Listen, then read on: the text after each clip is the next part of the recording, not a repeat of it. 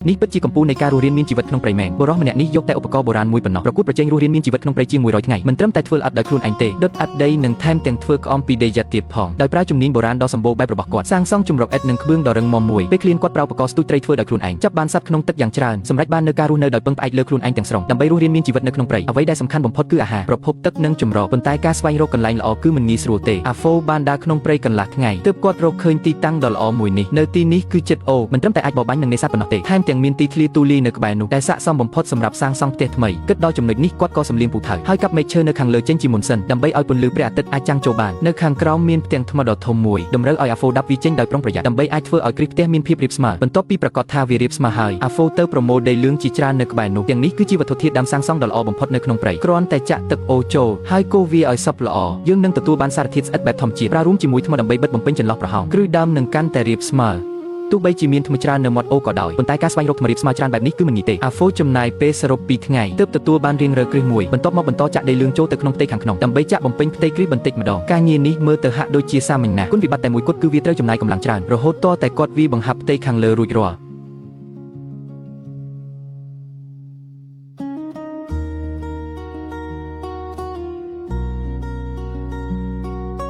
់ទំហំនៃជំរកនេះអាចមើលឃើញយ៉ាងច្បាស់ឥឡូវនេះអាហ្វូត្រូវរកវិធីធ្វើអត់ដីជំហានដំបូងគឺត្រូវមានពុម្ពផ្អាតសម្រាប់រឿងនេះគាត់បានកាប់ដើមឈើមួយដើមសុកសម្បកចេញហើយអារវាជាបន្ទះឈើដោយប្រើណាគ្រាន់តែចោះរុនតោងនៅលើវារួចប្រើដំបងឈើភ្ជាប់ពួកវាចូលគ្នាវានឹងបង្កើតបានជាពុម្ពផ្អាតមួយសូមបង្ហាញលទ្ធផលឲ្យអ្នកទាំងអស់គ្នាមើលជីទូទៅឥដ្ឋដីត្រូវការត្រឹមតែទឹកនិងដីយ៉ាត់គឺគ្រប់គ្រាន់ហើយប៉ុន្តែក៏អាចបន្ថែមចម្បាំងស្ងួតផងដែរដើម្បីការពារកុំឲ្យវាប្រេះនៅពេលធ្វើឥដ្ឋដីដែលអាហ្វូធ្វើមានទំហំប្រហែល10 ទៅ30 សង់ទីម៉ែត្រវាមានភាពរឹងមាំនិងធំល្មមក្នុងរយៈពេល15ថ្ងៃបន្ទាប់គាត់បន្តធ្វើតាមវិធីនេះសរុបមកគាត់ធ្វើបានឥដ្ឋដីប្រហែល300ដុំមុនពេលប្រើវាសម្រាប់សាងសង់ពួកវានៅត្រូវឆ្លងកាត់ការដុតក្នុងភ្លើងដ៏ខ្លាំងសិនគាត់លាបទឹកភក់មួយស្រទាប់លើដីជាមុនសិនបន្ទាប់មកយកដុំអដ្ឋដែលធ្វើរួចមកតម្រៀបពីលើត្រៀមធ្វើមួយសម្រាប់ដុតអដ្ឋដើម្បីឲ្យខាងក្នុងអាចឆេះបានល្អជញ្ជាំងទាំងមូលត្រូវបានគាត់រៀបយ៉ាងខ្ពស់តាមវិធីនេះសីតុណ្ហភាពភ្លើងនៅខាងក្នុងនឹងកាន់តែក្តៅខ្លាំងជាមួយទំហំប៉ុណ្ណេះការដុតអដ្ឋរាប់រយដុំក្នុងពេលតែមួយគឺមិនមែនជាបញ្ហាទេបន្ទាប់ពីរួចរាល់គាត់ត្រឡប់ទៅព្រៃម្ដងទៀតកាប់ដើមឈើតូចពីរបីដើមឈើទាំងនេះនឹងមានសំណាងคล้ายជាដំបូលគ្រាន់តែកាត់វាឲ្យមានប្រវែងស័ក្តិសមហើយគ្រប់វានៅផ្នែកខាងលើជាបន្តរួចប្រើដីអដ្ឋដើម្បីចាក់បំពេញចន្លោះប្រហោងនៅកណ្ដាលដើម្បីធានាថាមិនមានកម្ដៅលេចធ្លាយចេញក្រៅ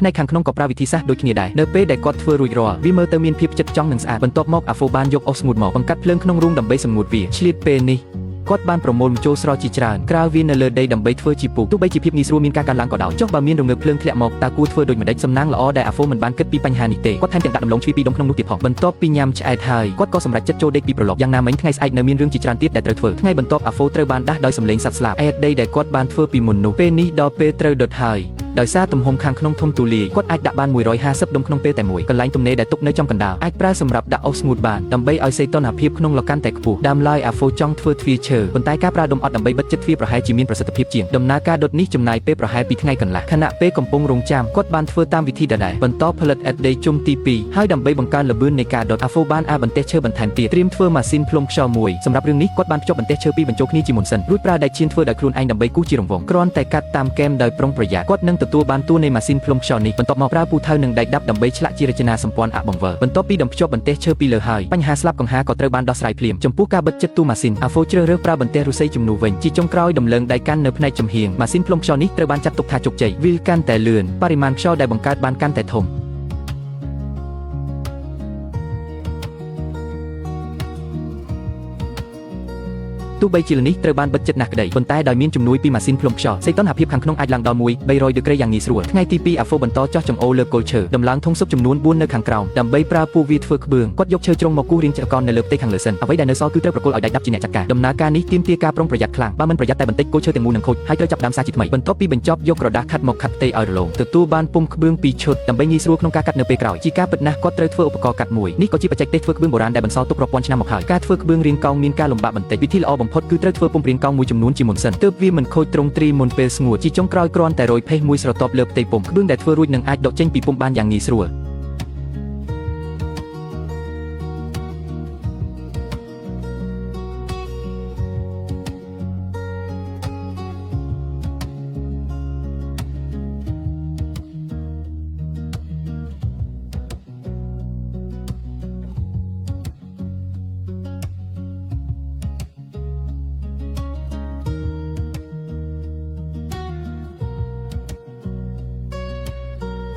ដូចនេះបន្ទាប់ពីចំណាយពេល3ថ្ងៃអាហ្វូទទួលបានក្បឿងមួយបាច់ដំបូងវត្ថុទាំងនេះគឺគ្រប់គ្រាន់សម្រាប់ធ្វើដំបូលហើយចំណែកឯអដីដែលគាត់បានដុតពីមុនលទ្ធផលក៏គួរជាទីគាប់ចិត្តណាស់ដែរគ្រាន់តែមើលរូបរាងក៏ដឹងថាជារបស់មានគុណភាពល្អរងចាំរហូតដល់ក្បឿងហើរស្ងួតចេញជារៀងហើយគាត់អាចបញ្ជូនពួកវាចូលទៅក្នុងរំបីដុតបានដោយសារនៅមានចន្លោះទំនេរខ្លះទៀតវាស័ក្តិសមក្នុងការដាក់អដីដែលនៅសល់ចូលទៅជាមួយក្នុងអំឡុងពេលដុតជុំទី2អាហ្វូបានរៀបអិតទាំងអស់ឲ្យរៀបស្មើគ្រាន់តែដំឡើងជើងកាមេរ៉ានៅសងខាងរួចក្រាលតង់ការពារទឹកវានឹងក្លាយជាជំរកបណ្ដោះអាសន្នមួយការងារធ្ងន់ធ្វើឲ្យអាហ្វូឃ្លានបន្តិចហើយខណៈពេលដែលគាត់កំពុងដើរលេងនៅមាត់អូគាត់មានសំណាងបានប្រទះឃើញកង្កែបគោមួយសម្បុកក្នុងនាមជាអ្នកប្រមាញ់ដ៏ពូកែម្នាក់អាហ្វូបានសម្អាតពួកវាយ៉ាងស្ទាត់ជំនាញបន្ទាប់មកយកពីរទៅឆ្អើរនៅលើចង្ក្រានតាមវិធីនេះគាត់អាចមានកង្កែបគោស្ងួតហូបនៅព្រឹកស្អែកចំណែកពីរទៀតគាត់យកទៅអាំងក្នុងរងើភ្លើងសម្រាប់ជាអាហារពេលល្ងាចថ្ងៃនេះអាហារមួយពេលនេះមានផ្ទុកកាឡូរីដល់ទៅ800ថ្ងៃស្អែកបន្ទាប់ពីដុតក្បឿងរួចរាល់គាត់អាចចាប់ផ្ដើមសាងសង់ជំរកបានហើ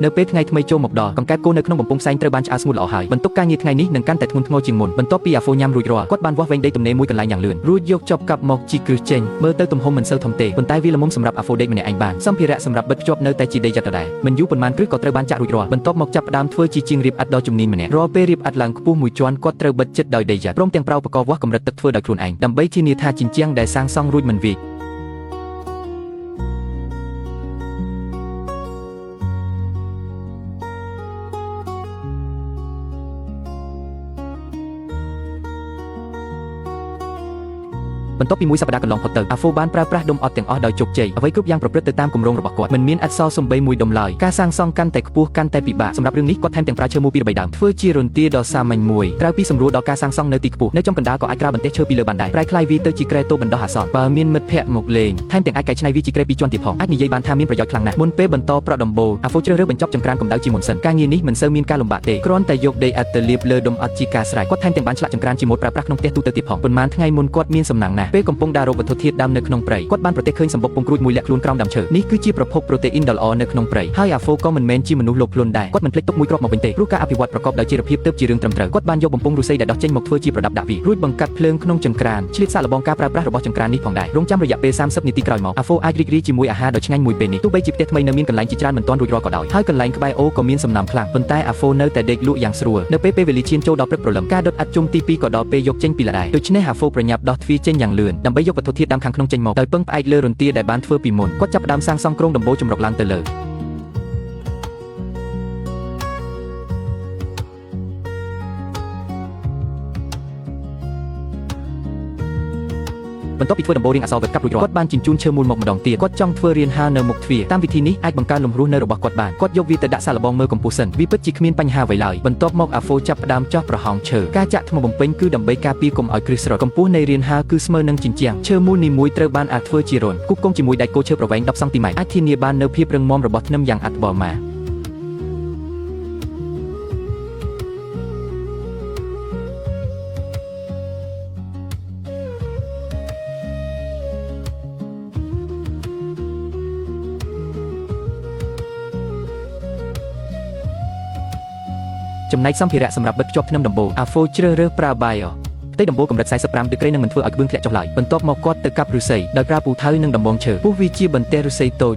បន្ទះឫស្សីទាំងនេះអាចប្រើសម្រាប់ក្រាលក្បឿងបានគ្រាន់តែប្រកាសថាគម្លាតនៃការក្រាលទោះជាងឹតឹងសរុបនៃក្បឿងទៅជាការស្រេចទីបំផុតនៅពេលអាហ្វូកាត់ផ្នែកដែលនៅសល់ចេញគាត់ទើបចាប់ផ្ដើមប្រើក្បឿងមកប្រក់ដំបូលការប្រក់គឺក្បឿងមួយសន្លឹកប្រើដីឥដ្ឋមួយស្រទាប់ដើម្បីធានាថាពេលភ្ជាប់មានភាពស្អិតជាប់បានល្អសំណាងល្អដែលគាត់ដុតក្បឿងបានច្រើនទើបគាត់អាចប្រើប្រាស់វាយ៉ាងសេរីបែបនេះបានដោយឆ្លៀតពេលដែលមិនទាន់ហត់ខ្លាំងអាហ្វូបានធ្វើដំបូលប្រក់ពីលើបង្អួចទោះបីជាមើលទៅហាក់បីដូចជាធម្មតាប៉ុន្តែនៅពេលគាត់ធ្វើបន្ទះបង្អួចចេញមកវាមើលទៅដូចជាស្នាដៃសិល្បៈមួយអញ្ចឹងបន្ទាប់មកអាហ្វូប្រើឈើមូលដែលនៅសល់យកវាទៅធ្វើជាគ្រោងគ្រែនៅក្នុងចម្រោករួចក្រាបបន្ទះឈើដែលបានខាត់រួចពីលើភាពរាបស្មើនេះគេងទៅគឺស្រួលជាងនៅលើរន្ទាឆ្ងាយណាស់ឥឡូវនេះចម្រោកនៅខ្វះទ្វារធំមួយទៀតអាហ្វូក៏មិនទុកលេសឲ្យខ្លួនឯងខ្ជិលដែរគាត់ប្រញាប់ភ្ជាប់បន្ទះឈើ3សន្លឹកចូលគ្នាបន្ទាប់ពីបោះដែកគោឈើពង្រឹងនៅខាងក្រោមរួចគាត់ក៏យកដែកដាប់មកដាប់ចោះចំកណ្ដាលនៅព្រៃមិនសូវមានសម្ភារៈបញ្ជូនពន្លឺល្អទេអាចត្រឹមតែប្រើថង់ប្លាស្ទិកជំនួសបណ្ដោះអាសន្នពេលអាហ្វូដំឡើងដែកចាប់ទ្វាររួចរាល់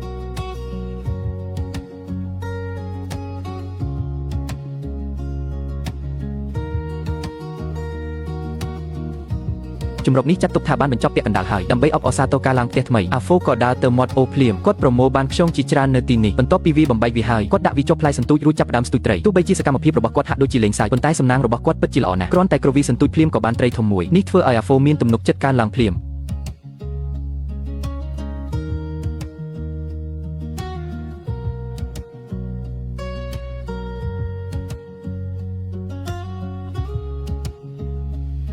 ថ្ងៃនេះត្រីដែលគាត់ស្ទូចបានសុទ្ធតែធំដើម្បីប្រើប្រាស់ត្រីទាំងនេះឲ្យមានតម្លៃអាហ្វូសម្រាប់ចិត្តកែច្នៃពួកវាទៅជាអាហាររស់រានមានជីវិតនៅក្នុងក្រពះរបស់គាត់នៅតែយកត្រី3ក្បាលទៅឆ្អើរនៅលើចង្ក្រានទុកតែមួយក្បាលសម្រាប់អាំងទោះបីជាគ្មានគ្រឿងទេសក៏ដោយប៉ុន្តែគ្រាន់តែមើលរូបរាងក៏ធ្វើឲ្យស្រក់ទឹកមាត់ដែរពេលនេះនៅខាងក្នុងបន្ទប់នៅខ្វះការក្រៅកម្រាលដើម្បីការរស់នៅប្រកបដោយផាសុកភាពគាត់បានកូដេយ៉ាត់មួយចំនួនឡើងវិញដោយប្រើប្រាស់ពូក្បឿងដើមរួមជាមួយពេលវេលា2ថ្ងៃកន្លះធ្វើការផលិតអេតការ៉ូបានប្រហែល50សន្លឹកមុនពេលយកទៅដុតជាការពិតណាស់គាត់ត្រូវហើរខ្យល់2 3ថ្ងៃសិនដោយសារគាត់ជាមនុស្សដែលនៅមិនស្ងៀមគាត់ក៏ចាប់ផ្ដើមច្នៃគោឈើធំមួយអាហ្វូបានអាគោឈើជារៀងរង្វង់បន្ទាប់មកចោះរុននៅខាងក្រោមសឹកអាក់បង្វិលចូលទៅចំកណ្ដាលរួចគ្រាន់តែភ្ជាប់គោឈើទៅនឹងអាក់បង្វិលនោះគាត់នឹងទទួលបានទវិលមួយទវិលនេះគាត់ចង់ប្រើវាសម្រាប់ធ្វើកំដីយ៉ាងណាមិញដើម្បីអាចរស់នៅក្នុងព្រៃរយៈពេលយូរបានឧបករណ៍ប្រើប្រាស់ងាយមួយចំនួនពិតជាមិនអាចខ្វះបានឡើយ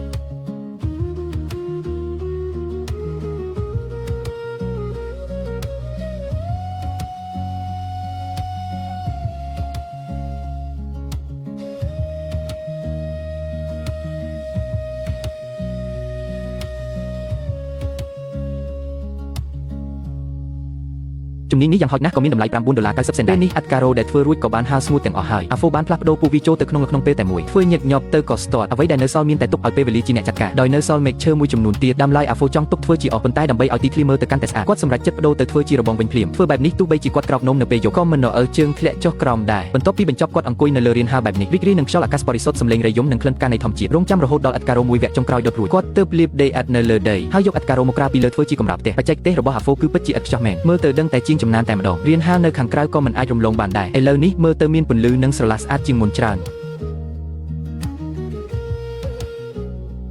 ជាចុងក្រោយគាត់ប្រើឈើដើម្បីធ្វើតោនឹងកៅអីមួយឈុតជំរកនេះចាត់ទុកថាបានបញ្ចប់ទាំងស្រុងឯឆ្នាំងដីដែលគាត់បានដុតពីមុននោះលទ្ធផលសម្រេចគឺល្អខ្លាំងណាស់យកម្ករំងាស់ស៊ុបធានាថាឆ្ងាញ់អាហ្វូខ្លួនឯងក៏គិតដូចនេះដែរគាត់កាន់សន្ទូចដើរទៅកាន់មាត់ទន្លេការអស់កម្លាំងក្នុងរយៈពេលយូរធ្វើឲ្យនុយរបស់គាត់ប្រើផ្លូវកង្កែបទាំងមូលតែម្ដងមើលទៅអ្វីដែលគាត់ចង់បានពិតជាមិនមែនត្រីតូចទ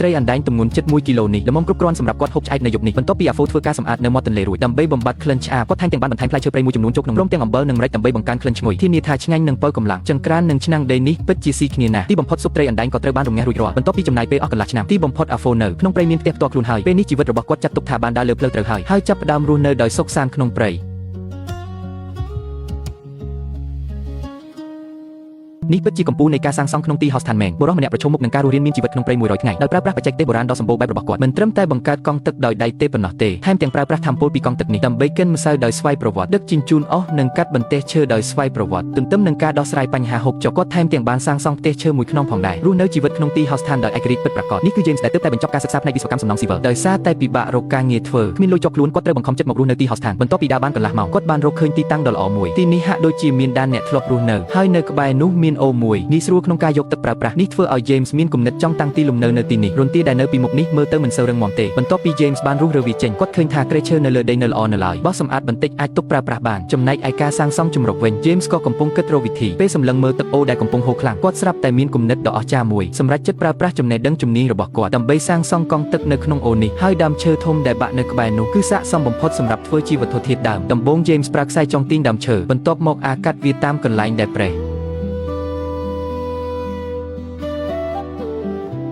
បន្ទាប់មកគាត់ប្រើវិធីដូចគ្នាដើម្បីអាដើមឈើជាកំណាត់តូចដើម្បីបំពេញតម្រូវការសាងសង់បន្តគាត់ត្រូវប្រមូលគល់ឈើដែលមានទំហំខុសគ្នាបន្ទាប់ពីដឹកជញ្ជូនត្រឡប់មកទីតាំងវិញដំបូងត្រូវបកសម្បកឈើចេញឲ្យស្អាតបន្ទាប់មកប្រើឧបករណ៍ពុះឈើកាត់ឈើទាំងនោះជាបន្ទះកម្រាស់2សង់ទីម៉ែត្រសកម្មភាពនេះមិនត្រឹមតែទាមទារបច្ចេកទេសកាត់ប៉ុណ្ណោះទេថែមទាំងប្រើកម្លាំងខ្លាំងទៀតផងអ្នកដែលធ្លាប់មានសង្សារប្រកាសជាដឹងហើយដូច្នេះ James អាចទ្រាំបានត្រឹមតែ2នាទីកន្លះប៉ុណ្ណោះដោយសារភ្លេចទិញដែកគោពេលចេញមក James ត្រូវប្រើឧបករណ៍ខួងដោយដៃនេះដើម្បីចោះរន្ធតូចនៅលើឈើនោះគាត់នឹងទទួលបានដែកគោឈើឥតគិតថ្លៃជាច្រើន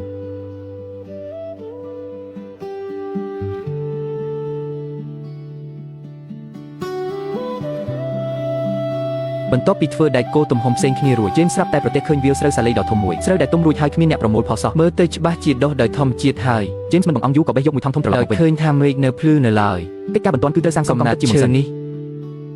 ស័ក្តិសមបំផុតសម្រាប់ធ្វើជាមូលដ្ឋានកងទឹកដំបូងត្រូវប្រើប្រដាប់ឃុំដៃដើម្បីចោះរន្ធបន្ទាប់មកកាត់ឈើជ្រុងពីរដុំម្ខាងធ្វើជារន្ធប្រហោងចំណែកម្ខាងទៀតកាត់ជាក្បាលដំណរួចបញ្ចូលបន្ទះឈើតូចមួយនៅកណ្ដាលប្រើចនាសម្ព័ន្ធដំណឈើបង្កើតបានជាជើងទម្រកងទឹកប៉ុន្តែដើម្បីធានាថាកងទឹកមិនរំលើត្រូវប្រើទ្រឹស្ដីបត់ពីតាកដើម្បីធ្វើជើងទុំរាងត្រីកោណពេលរួចរាល់អាចប្រើបន្ទះឈើដើម្បីភ្ជាប់វាសងខាងក៏ត្រូវដោតបន្ទះឈើមួយសន្លឹកដែរដើម្បីបង្កើតជារាងដូចស្នូកទឹកបន្ទាប់មកគាត់ដាក់បន្ទះឈើខ្វែងគ្នារួចឃុំរន្ធមួយនៅចំកណ្ដាលបន្ទាប់មកដោតដែកគោវែងចូលទៅក្នុងនោះចំណែកបន្ទះឈើដែលខ្វែងគ្នាត្រូវប្រើដែកគោខ្លីដើម្បីភ្ជាប់ដូច្នេះទើបបង្កើតបានជាស្លាបកង់ទឹកចំនួន2ប៉ុន្តែដើម្បីទទួលបានរូបរាងកង់ទឹកពេញលេញនៅត្រូវការដំណើរការដ៏ស្មុគស្មាញជាច្រើនទៀតសំណាងល្អដែល James រៀនជំនាញវិស្វកម្មសំណង់ស៊ីវិលការងារតូចតាចនេះសម្រាប់គាត់គឺងាយស្រួលដូចបោះចេកគ្មានបញ្ហាអ្វីទ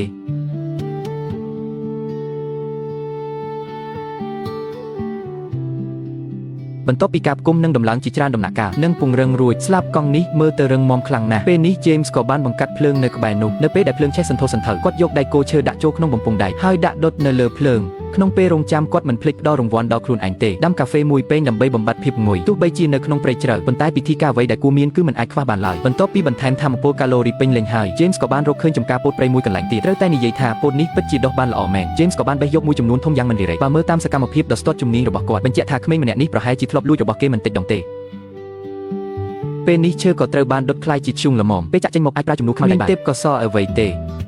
អញ្ចឹងសាកបង្ហាញសមត្ថភាពគំនូររបស់ខ្លួនឯងបន្តិចសិនបន្ទាប់មកគាត់បង្កើតត្រីវិស័យមួយយ៉ាងលឿនយកខ្មៅដៃធ្យូងដោតចូលរន្ធតូចនោះអាចគូសជារង្វង់ពីរដែលមានអង្កត់ផ្ចិតខុសគ្នាបន្ទាប់មកកាត់ផ្នែកដែលនៅសល់តាមរង្វង់នោះចេញដោយសារតែមេឃងឹតហើយគាត់សម្រេចចិត្តគេងនៅក្នុងស្នូកទឹកនេះមួយយប់សិនគ្រាន់តែភ្ជាប់ស្លាបកង់ទឹកនៅចុងសងខាងហើយប្រើបន្ទះឈើទប់នៅចំកណ្ដាលក្រាលសម្ពុតកៅស៊ូពីលើវានឹងក្លាយទៅជាតង់ស្នាក់នៅបណ្ដោះអាសន្នទោះបីជាមើលទៅរាងចម្លែកបន្តិចប៉ុន្តែយ៉ាងហោចណាស់ក៏អាចធានាសុវត្ថិភាពគាត់បានមួយយប់ដែរព្រឹកថ្ងៃបន្ទាប់ James បានលូនចេញពីខាងក្នុងយ៉ាងត្រដាប់ត្រដួសមើលទៅយប់មិញគាត់គេងមិនសូវស្រួលទេបន្ទាប់ពីផឹកកាហ្វេបំបត្តិភាពងុយបន្តិចរួច James ក៏ចាប់ផ្ដើមការងារថ្ងៃនេះភ្លាមដំបូងត្រូវរុះរើជំរកបណ្ដោះអាសន្ននេះចេញបន្ទាប់មកបន្តកិច្ចការដែលមិនទាន់រួចរាល់ពីម្សិលមិញផ្នែកដែលនៅសល់នៃកង់ទឹកចេញទាំងអស់ហើយចោះរន្ធរាងការ៉េនៅចំកណ្ដាលបន្ទាប់មកប្រើបន្ទះឈើផ្គុំជារបាំងដែលមានរាងមូលក្រៅការ៉េក្នុងដើម្បីភ្ជាប់កង់ទឹកទាំងពីរ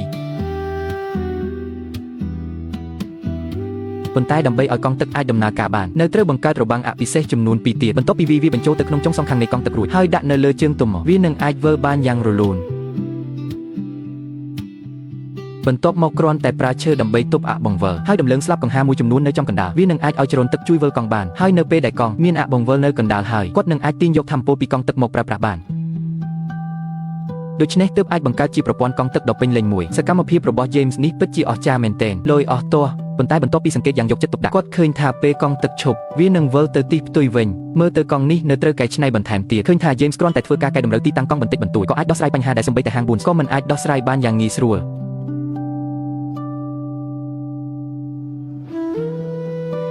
James ដែលរវល់ពេញមួយព្រឹកមានអារម្មណ៍ស្រេកទឹកយ៉ាងខ្លាំ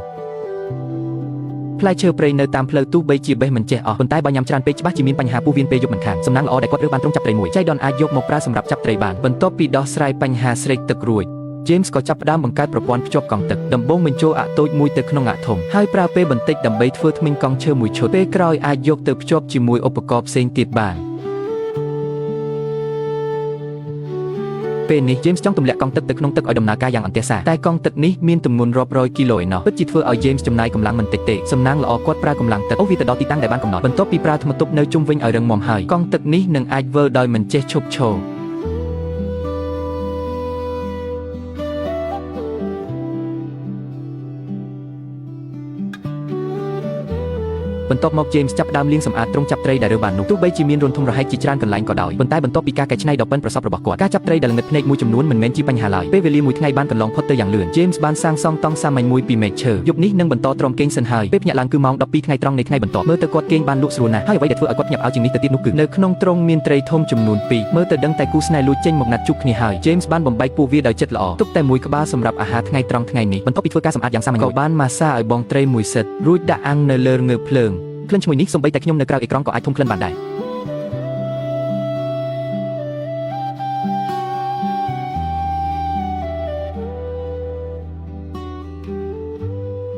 ឈ ឆ្លៀតពេលដែលត្រីអាំងនៅក្តៅ James ក៏ឆ្លៀតពេលចាប់ផ្ដើមបង្កើតឧបករណ៍អាចឈើស្វ័យប្រវត្តិដំបូងចោះរន្ធមួយនៅលើជើងទុំបន្ទាប់មកដាក់ដើមឈើចូលទៅដើម្បីបង្កើតជាផ្លូវរំកិលតែក្លិនត្រីអាំងពិតជាឈ្ងុយខ្លាំងពេកព្រមក្នុងពោះរបស់ James ចាប់ផ្ដើមធ្វើកូដកម្មហើយអញ្ចឹងសម្រាប់ចិត្តញ៉ាំឲ្យឆ្អែតសិនទៅ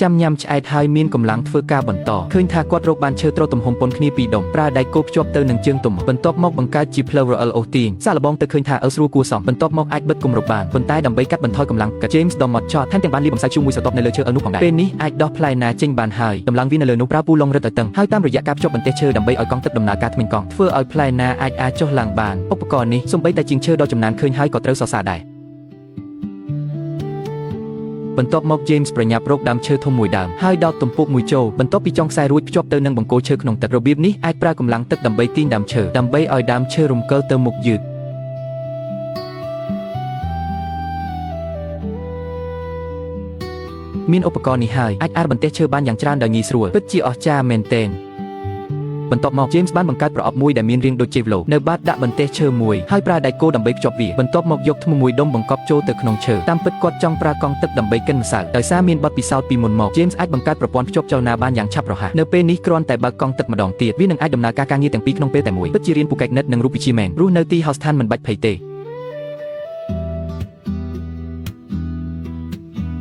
បន្ទាប់មកអាចចាប់ផ្ដើមធ្វើម្សៅបានហើយដំបូងបកសម្បកស្រូវសាលីដោយដៃរួចដាក់ចូលក្នុងប្រអប់ក្រោមចលនារបស់កង់ទឹកវានឹងកិនស្រូវសាលីទាំងអស់ឲ្យម៉ត់ទោះបីជាប្រសិទ្ធភាពមិនសូវខ្ពស់ប៉ុន្តែយ៉ាងហោចណាស់ក៏ជួយសម្រាលកម្លាំងដៃបានដែរគ្រាន់តែរងចាំប៉ុន្មាននាទី James ទទួលបានម្សៅដ៏មានតម្លៃថ្ងៃក្រោយបើចង់ញ៉ាំនំប៉័ងឬនំប៉័ងគ្រាន់តែនិយាយមួយម៉ាត់គឺបានហើយដំបូងចាក់ទឹកបរិសុទ្ធដែលហួសការបរិច្ឆេទចូលក្នុងម្សៅដាក់អំបិល99គ្រាប់រួចកូរឲ្យសព្វលឿនបន្ទាប់មកគឺដល់វគ្គដាក់ប្រេងឆាដែលអ្នកទាំងអស់គ្នាធ្លាប់ស្គាល់ពេលប្រេងក្តៅ 80% ដាក់ម្សៅបន្តិចចូលទោះបីជារូបរាងមិនសូវស្អាតក៏ដោយប៉ុន្តែនំដែលចៀនរួចមើលទៅគួរឲ្យចង់ញ៉ាំណាស់ញ៉ាំជាមួយកាហ្វេខ្មៅដែលទើបតែដាំរួចមួយប៉ាន់ជីវិតបែបនេះរស់នៅបានយ៉ាងមានសេចក្តីសុខព្រឹកថ្ងៃបន្ទាប់ James ចាប់ផ្ដើមរៀបចំសាងសង់ទីជម្រកដំបូងប្រើបន្ទះឈើក្រាស់4បន្ទះដើម្បីផ្គុំជាគ្រោងហើយចោះរន្ធតូចមួយនៅជ្រុងនីមួយដើម្បីភ្ជាប់សសរផ្ទះ